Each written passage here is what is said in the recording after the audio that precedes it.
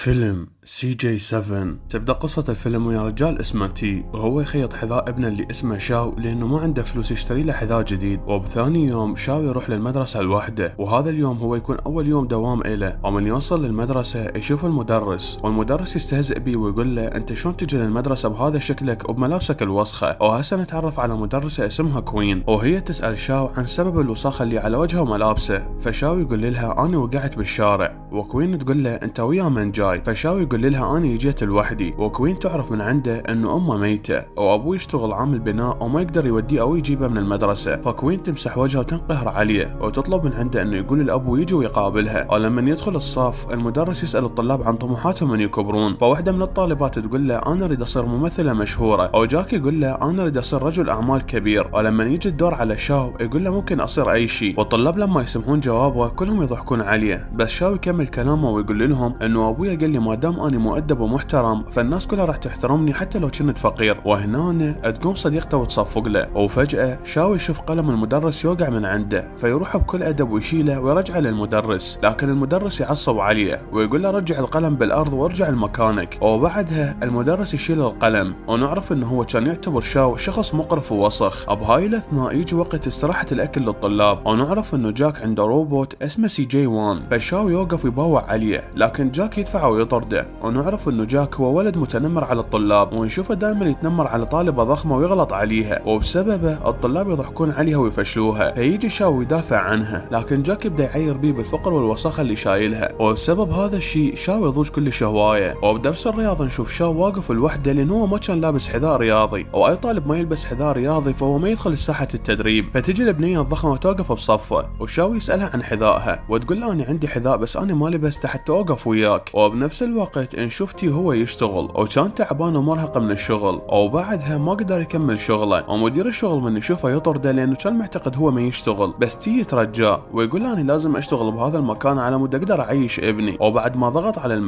المسؤول يوافق، لكن هو شغله بشغل متعب ومرهق اكثر. وبالليل تي يرجع من الشغل وكان جايب مروحه لشاو لانه شاو ما كان يقدر ينام بسبب الحر، وهو يفاجئ ابنه بيها. وشاو كلش يفرح بوجودها. فلما يشغلون المروحه وهم فرحانين اول ما تشتغل تعطل وتوقف، وكلش يضوجون وتخرب فرحتهم. وتي يقول لابنه انت لازم تقرا على مود من تكبر تقدر تشتري كل شيء تريده، وعلى مود ما تصير فقير مثلي وتتحصر على ابسط الاشياء. بعدها يقوم تي ويسوي اكل وياكلون، وشاو يطلب من عنده حذاء رياضي حتى ما يطلع مره ثانيه من الملعب. ولما يخلص هالنقاش يلعبون شويه ويروحون ينامون، وتي يبقى يهفي على شاو لحد ما ينام. وبثاني يوم الصبح تي ياخذ شاو ويروحون يباعون على افلام كرتون، وهو كان معروض بشاشه محل. بس هم يتفرجون على الافلام الكرتون ينقطع، والمشهد ينتقل لخبر غريب وهو عن شخص شاف اطباق فضائيه غريبه وصورها. بس فجاه تي يباوع وما يشوف شاو، فيبقى يدور عليه ويلقاه يشاهد لعبه سي جي 1، وهي اللي كانت موجوده عند صديقه جاك. او يطلب من ابوه انه يشتريها له، بس تي يعتذر من عنده ويقول له انا حاليا ما عندي فلوسها. او شاو يبقى يترجى ابوه على مود يشتريها. او للاسف تي ينحرج قدام الناس، او كل الناس يبدون يباعون عليهم. فتي يضرب ابنه على مود يعوف اللعبه ويروح. او فعلا شاو يبكي ويعوف اللعبه ويطلع خارج المحل. وابوه لما يطلع يدور عليه ويشوفه واقف ويا المدرسه، فيروح لهم ويتعرف على المدرسه كوين، وهي تطلب من عنده انه يهتم بشاو لان هو طفل ذكي ومحتاج رعايه. بعدها تطلب من شاو انه يروح ويا ابوه، بس شاو يحضن المدرسه كوين وكان يريد يبقى وياها. وكوين تفهمت الامر، بس بالنهايه هو راح ويا ابوه. وتي لما يحاول يلزم ايد ابنه شاو يرفض لان هو كان زعلان عليه. وبالليل تي يروح المكان الخرده ويلقى حذاء الابنه وتلفزيون، لكن فجاه يطلع قدامه طبق فضائي. والطبق لما يطير تي يلقى جواه كره، فياخذها ويروح للبيت. ومن يوصل للبيت يقول الشاو انا جبت لك لعبه احسن من لعبه سي جي 1، لكن شاو بعده زعلان وهو ما يقبل يحكي وياه. فتي يعف له الكره ويروح. وشاو لما يشوف الكره تعجبه هوايه. وبثاني يوم يروح للمدرسه ويشوف الكره لصديقته، لكن الكره ما تعجبها وتعوفه وتروح. والطلاب يبقون يستهزئون بيه وبلعبته. وهنا جاك يطلع صفاره ويصفر بيها، وفجاه يجي طالب ضخم ويلزم شاو ويشمره بعيد. او جاك ينطيه مصاصه جديده لان هو ضرب شاو. وبالليل نشوف تي هو معصب على ابنه لان هو متعارك بالمدرسه وملابسه متقطعه، وهو بعد ما عنده فلوس يشتري له ملابس. وهنا شاو يشوف الكره تتحرك فيخاف من عندها ويشمرها خارج البيت. وهو يروح ويقول لابوه انه انا شفت الكره تتحرك، لكن ابوه يقول له لا تغير الموضوع اللي دا نحكي بيه. بس شاو يكون ما مركز ويا ابوه بسبب الكره. وفجاه يظهر شبح مشنوق، وشاو يخاف ويقول لابوه للمره الثانيه. او تي لما يروح يشوف اكو قلوب مكسور عليه قماش احمر، بعدها شاو يصرخ للمرة الثانية لأن هو كان خايف، بس أبوه حذره وقال له إذا صرخت مرة لوخ أنا راح أطلعك خارج الغرفة. وهنا شاو ينجبر يسكت، أو من يسمع صوت بالكنتور يروح عليه ويفتحه، وأيضا يشوف الكرة بعدها تتحرك فيرجع يصرخ من الخوف، وأبوه يعصب ويقرر إنه يدخله بالكنتور. وهنا شاو يشوف الكرة ترسم له عوالم فضائية، وهاي العوالم يخرج من عندها كائن صغير جميل. ولما أبوه يفتح الكنتور شاو بسرعة يضم الكائن، فتي يقول لابنه أنا راح أروح للشغل وما أريد أشوف أو أسمع أي مشاكل صايرة. أو بهاي الأثناء شاو يطلع من الدولاب ويبدأ يتعرف على الكائن اللطيف ويقرر إنه يسميه CJ7. وشاو يعرف إنه هذا الكائن هو مو لعبة وهو حقيقي ويفتهم، وبوقت قصير جدا يبقون يرقصون ويلعبون سوا. وفجأة توقع تفاحة خربانة، أو CJ لما يشتمها ترجع سليمة، أو شاو يكون مستغرب لكن ياكلها يفرح بطعامها. وبثاني يوم ياخذ CJ وياه للمدرسة، وبالطريق يشوف كلب كبير، أو CJ يهجم عليه ويضربه. ولما يوصل المدرسة يطلب من CJ إنه يساعده على مود ينجح من الامتحان، فCJ بسرعة يطلع غراضه ويبدأ يصنع له نظارة تساعده بالغش. وفعلا شاو يحل الأسئلة كلها، وفجأة شاو يحصل على درجة جدا قوية، ويشكر CJ هواية لأنه قدر يساعده بالامتحان. وهنا شاو يطلب من CJ حذاء رياضي لأن هو عنده درس رياضة، فيصنع له حذاء ويلبسه. وبسبب هذا الحذاء قدر يفوز بعدة تمارين رياضية مثل القفز والركض والسباحة وكرة القدم. والمدرب يسأله عن قصة الحذاء ويحاول يلزمه لكن هو يتعارك وياه. وأثناء المعركة شاو راد يضرب كوين بس يتراجع بآخر لحظة، وهو ينصدم لما يشوف الشرطة جايين وياخذوه، فيستخدم الحذاء ويطير، لكن للأسف الحذاء يعطل ويوقع. وهنا شاو يقعد على صوت أبوه، أو يعرف إنه كل الأحداث اللي صارت هو كان مجرد حلم، ويقول لأبوه أنا عندي امتحان وأنا راح أجيب درجات عالية. أو بالطريق شاو يشوف الكلب الضخم ويطلب من CJ إنه يضربه، لكن الكلب يضرب CJ ويتغلب عليه. بعدها يوصل للمدرسة، وشاو يعرف بأنه CJ ما قدر يساعده على مود ينجح بالامتحان، وللأسف ما قدر يحل ولا سؤال مثل ما كان متصور، لأن هو كان يعتقد راح يصير وياه مثل ما صار بالحلم. وبدرس الرياضة المدرس يخلي العمال يرشون شاو بالمي لأنه كانت ملابسه وسخة. بعدها يشوف CJ خاتل منه، أو شاو يقول له إحنا أصدقاء وأنا أحبك، فCJ يفرح بكلامه ويروح لشاو، لكن شاو يخليه بكيس ويذبه بالحاوية ويروح. وبعد ثواني قليلة يغير رأيه أو يرجع على مود ياخذه. وهنا يشوف سيارة القمامة وهي ماخذة CJ، ويبقى يركض ورا السيارة لكن هو ما يلحق بيها. ولما شاو يرجع للبيت يبقى يبكي ويقول لأبوه إنه CJ راح من عندي، لكن هو ينصدم لما يشوف CJ منتظره بالبيت، وشاو كلش يفرح بوجوده. فأبوه يقول له معقولة هاي لعبة؟ وشاو يقول له أي لعبة، وأنا أخذتها من صديقي بالمدرسة. وهنا تي ياخذ CJ على مود يشوفه بس يبقى يفره براسه، أو تي يدوخه ويشمره. وهنا شاو يعصب كلش، وأبوه من يشوف ردة فعل ابنه يعرف إنه CJ أكثر من لعبة. وبهاي اللحظة شاو قرر يعترف لأبوه ويقول له بأنه CJ هو مو لعبة وهو حقيقي، لكن تي يزعل على شاو لأن هو كذب عليه. ولما ينامون الجو يكون حار، وCJ ينتبه على أنه المروحة موجودة، لما يحاول يشغلها يعرف إنه هي ما تشتغل. وهنا يقرر يصلحها من خلال الطاقة، ونعرف إنه هذا الشيء خطر عليه لأنه إذا طاقته خلصت فهو راح يموت. وبثاني يوم تي يسأل ابنه على الامتحان، فشاو ينطي لأبوه ورقة الامتحان ويروح. وأول ما يوصل للمدرسة يكون ماخذ CJ وياه ويحجون، والطلاب لما يشوفوه يتعجبون هواية، أو CJ يخاف من عندهم ويختل بالجنطة. وفجأة يوصل الولد الضخم وهو كان يريد يضرب شاو، لكن تجي البنية الضخمة وتدفعه، وهو لما يحاول يضربها ما يقدر لأنه هي كانت أقوى من عنده. وشاو يشكرها لأنه هي نقذته من هذا الطالب المتنمر، لكن لما المدرس يشوفهم يسألهم عن سبب الخلاف بس ما حد يجاوبه من الطلاب، فالمدرس يقول لهم أنتم راح تبقون واقفين هنا لحد ما تعترفون. وفجأة CJ يظهر ويروح لشاو، والطلاب يتعجبون لما يشوفون CJ يسمع كلام شاو، فيلعبون وياه ويصفقوا له ويحبوه. وشاو يشكر جاك لأن هو ما قال للمدرس على CJ، وجاك يقول له احنا ما ندخل الكبار بمشاكلنا، وهسه نشوف البنية والولد وهم يتصالحون. وبنفس الوقت تي يكون بالشغل ويشوف أصدقائه درجات ابنه العالية، بس يطلع له المدير ويقول له ابنك جايب صفارة بس هو عدلها وسواها 100. وتي يحزن لأنه المدير فشله، فتي يسأل شاو إذا عدل درجاته ولعب بيهن، وبالفعل شاو يعترف له بأنه هو فعلا عدل الدرجات. فتي يعصب عليه وياخذ من عنده CJ،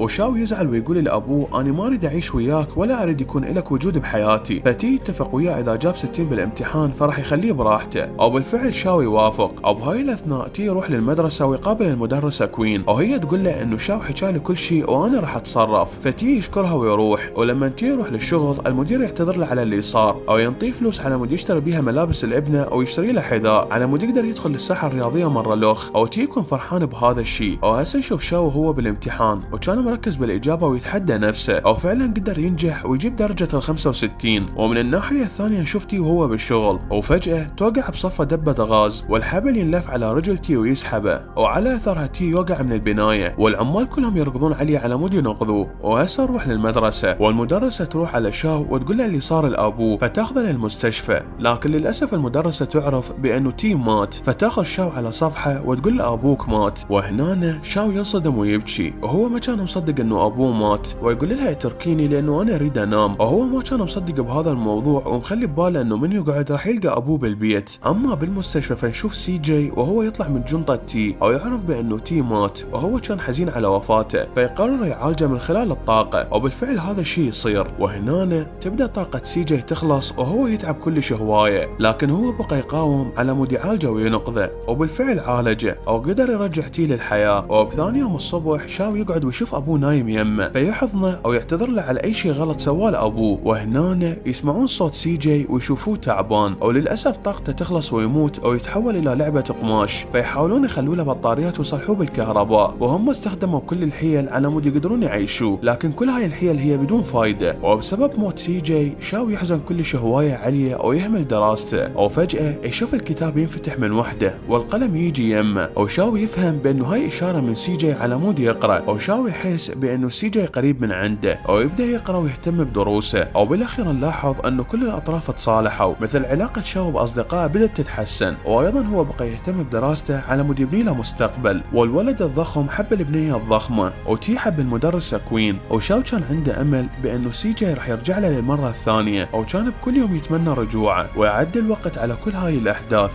وفجأة شاو يشوف طبق فضائي طائر، وهذا الطبق ينزلون من عنده كائنات غريبة، وهاي الكائنات تكون من نفس صنف سي جي، وهم جايين على مود يعالجوه ويرجعوه للحياة. وشاو لما يعرف يكون فرحان كلش هواية لأنه على الصديق له راح يرجع للحياة مرة لخ. وبالفعل يتصلح سي جي ويكمل حياته ويا شاو، وأبوه يقرر إنه يتزوج المدرسة كوين ويستقرون، وهو يبقى يهتم بدراسته على مود يتحول من حالة الفقر إلى حالة الأغنياء، والكل يعيشون بسعادة وسلام. ولهنا تكون نهاية الفيلم.